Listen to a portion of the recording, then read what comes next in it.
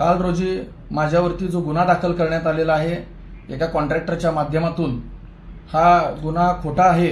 या प्रकरणामध्ये मी कधी त्याला पैशाची मागणी किंवा त्याला मारहाण केलेली नाही, परंतु राजकीय करिअर हे कुठंतरी बदनाम व्हावं याकरिता हे सगळं षडयंत्र पोलीस प्रशासनातील एका अधिकाऱ्याच्या माध्यमातून हे होत आहे। यापूर्वी मी निवडणूक अधिकारी यांना पत्र देऊन कळवलेलं आहे की डीसीपी कबाडे हे माझ्यावरती वारंवार खोटे गुन्हे दाखल करून नाहक बदनामी करत आहेत। डीसीपी कबाडे यांच्या बाबतीमध्ये दिलेलं पत्र हे खरं तर या सगळ्या गुन्ह्यांमागचं कारण आहे। गेल्या 3 महिन्यामध्ये माझ्यावरती हा तिसरा खोटा गुन्हा दाखल हे डीसीपी कबाडे यांनी केलेला आहे। त्यापैकी पहिल्या गुन्ह्यामध्ये माझा कसलाही संबंध नसल्याचं आढळून येतं। दुसऱ्या गुन्ह्यामध्ये मला फायनल करण्यात आलेला आहे, मी ती मारामारी भांडणं केलेली नव्हती। आणि आता हा परत तिसरा गुन्हा ज्यामध्ये माझी बाजू ऐकून न घेता, माझ्या बाजूचे सगळे पुरावे न तपासता राजकीय षडयंत्र करून यामध्ये पोलिसांचा वापर करून राजकारण करण्याचा प्रयत्न या ठिकाणी होत आहे। याबद्दल मी जी काय तक्रार दिलेली आहे त्याची प्रत देखील मी प्रसारमाध्यमांसमोर देतोय।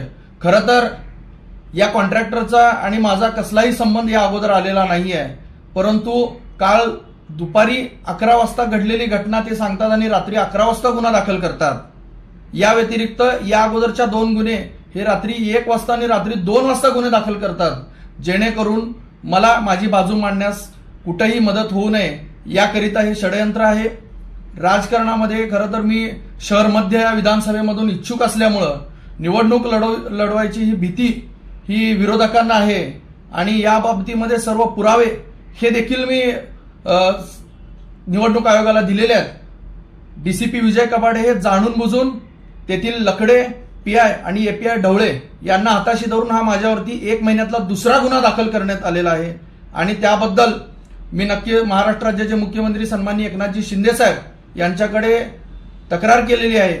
संबंधित अधिकाऱ्याचे निलंबन होऊन या बाबतीमधले तपास करण्यात यावं। खरं तर मला मानसिक त्रास देण्याचा हा उद्दिष्ट आहे।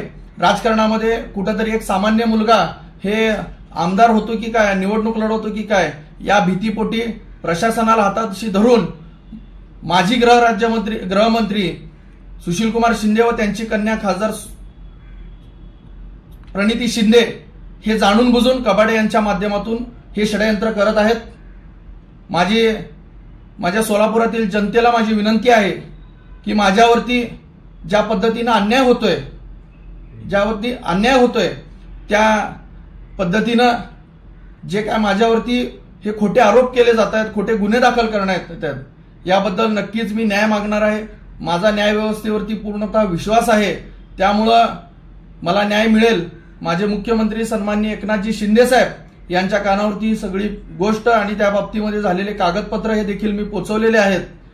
माझी पोलीस प्रशासनाला विनंती आहे की अशा पद्धतीनं खोटे गुन्हे दाखल करून एखाद्याचं राजकीय करिअर संपवण्याचा प्रयत्न हे आपल्या अधिकाऱ्यांमार्फत होत असेल तर त्यांच्यावर कारवाई करण्यात यावी ही नम्र विनंती। आमच्या लोक जनसेवा चॅनलला लाईक करा, शेअर करा, सबस्क्राईब करा।